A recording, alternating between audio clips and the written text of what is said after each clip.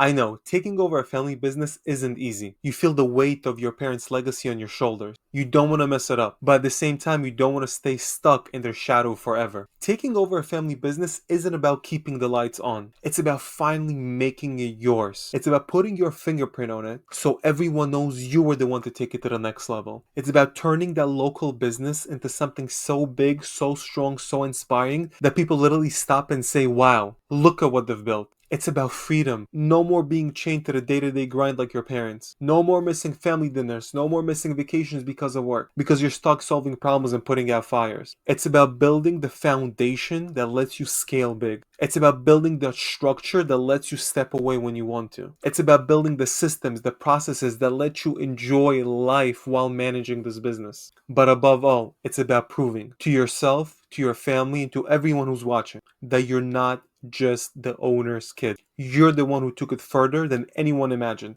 Today, in this video, I'll show you exactly how to take your family business and turn it into a legacy without losing the business's soul, without losing the business's heart, and without losing yourself in the process. Let's go. King Solomon, the wisest man ever lived, said in Proverbs, "The plans of the diligent lead surely to abundance, but everyone who is hasty comes only to poverty." Think about it. Careful planning and diligence, that's what's built lasting wealth and legacy. His father, King David, left the kingdom, but Solomon, his son, had to take it further. And if you inherited a family business, you might feel the same. You're holding something precious, but you want to make it yours. We're going to take King Solomon's wisdom and do exactly that. By the way, I'm Eli Raff. I help business owners get out of the day-to-day operations so they can make more money, so they can work less, and finally enjoy true freedom. Freedom to focus on what really matters in their life. In simple terms, we help build businesses that run and grow without depending on the owner. That way you can scale it, you can step away from it, or you can potentially sell it for top dollar and exit. So most people that inherit a business, they rush into growth. They chase the trends, they chase the quick wins, they want the flashy marketing tricks. But what did King Solomon say? King Solomon said, the wisest man ever lived said that hasty moves lead to poverty. Real families who build wealth that lasts, they plan it with diligence. They build systems that outlive them. If you're like many of the young adults that inherited a family's business that we worked with in the past,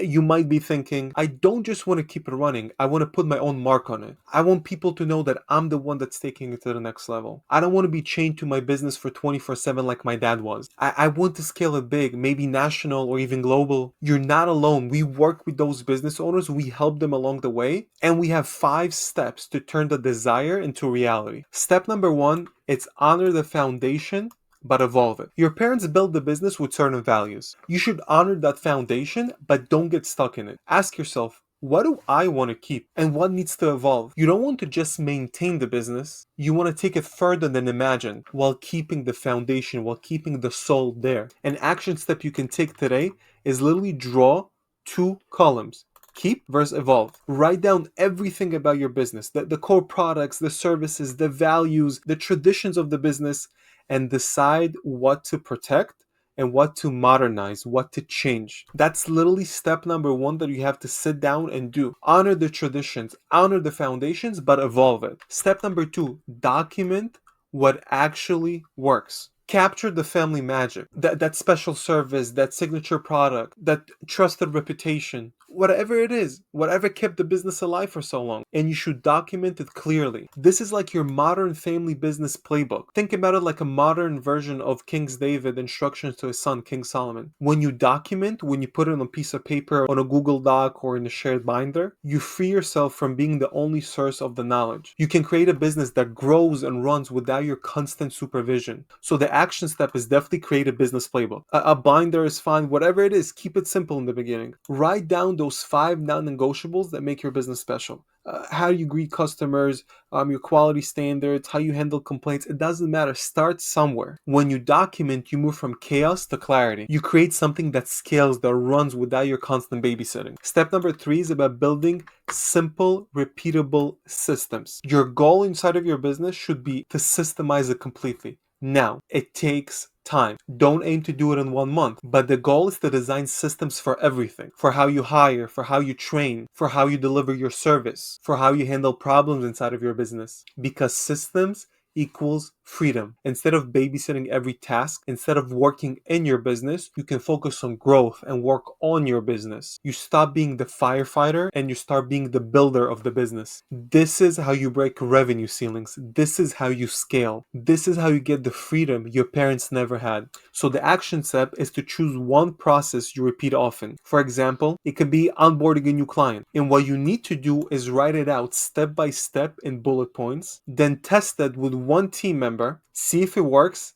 If it works, amazing. Optimize it, improve it, and do it for more processes. Do it for more tasks. If you focus on doing this work consistently, with no time, about 6 months, you're going to have a business that's fully systemized. And you'll be able to stop firefighting and start leading and building the business. Step number 4 is about creating a clear vision for your legacy. What impact do you want to leave? Is it nationwide growth? Do you want to modernize the business with tech? How many families do you want to serve? Do you want to make it into a franchise? Do you want to expand into more locations? Write it down. Be clear on it. Don't be afraid to write your vision. And then share with your team. Because King Solomon, if we can learn something from him, he didn't just continue King David's battles. He built a temple. That was his legacy. This step is when you move from the owner kid to a respected leader, to the respected boss inside of your business. When you're able to communicate your vision clearly to your team. So the action step is literally write one paragraph. What will the business look like in 10 years if everything goes right? Be able to dream big. Allow yourself to dream big. Allow yourself to have a big vision. Be bold. Is it more locations, more families served, tech innovations, and a nationwide brand? Whatever it is, write it down. Be bold. Share it with the team so everyone rows in the same direction and everyone knows where the business is going. After you've done that, step number 5 is definitely train the leaders. This step is where you stop doing everything alone. This step is about building the people that can act and think without you. Because true leadership, it's about building leaders who move your vision forward, even when you're not around. This is how you future-proof your business and maybe even set it up for your own kids to take over one day in a smarter, simpler, freer way. So the action step is literally pick one person on your team that you can rely on.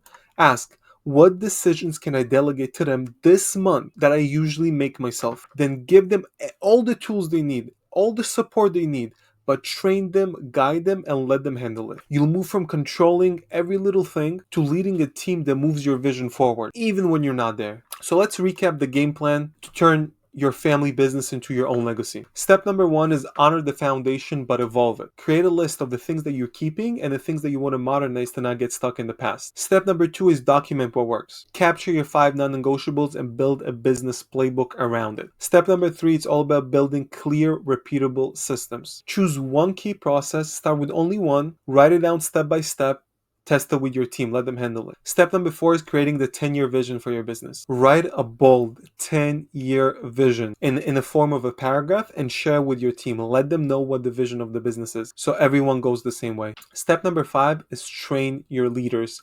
Don't train followers. Delegate decisions, empower people, and build a team that moves without you. When you follow these steps, you move from being the next in line, the kid who inherited his father's business, and become the builder, the architect of your legacy in the future business that's going to go stronger and bigger than you ever imagined. Because when you blend the respect for your family's foundation, for your family's business, and you pair it with diligent planning and smart systems, you create something bigger than yourself. Remember King Solomon, the plans of the diligent surely lead to abundance. Move with patience, build with intention, and watch your family's business transition to a generational legacy. By the way, if you're working 50, 60, sometimes even 70 or 80 hours a week, if you feel like your team can't function without you, or you can't find good people, or if you want help designing these systems or clarifying your vision, so your business runs without you and scales beyond what your family imagined, check out the link in the description. It's not some overpriced coach who never ran a business before. It's not some generic online course, and it's definitely not a bunch of fluffy theory. It's a straight up practical video where I break down exactly how we help business owners increase profit margins, work less inside of their business, scale up, and make their business valuable, investor ready if they ever decide to sell on their terms. Yeah, it's a funnel. I'm not hiding that. And you really don't have to click it, like seriously. Only check it out if it feels like it might be the right thing for you. But if you're ready to work less, to make more, and finally enjoy the business in your life, it could be exactly what you need. That's it for this one. If you got value, hit a like, drop a comment if you have any questions or thoughts. I really do read those comments. And subscribe if you want more no fluff insights to help you build a business that works without you, and instead of the other way around. Thank you so much for being here. It truly means a lot. Now go enjoy your day, take action, and keep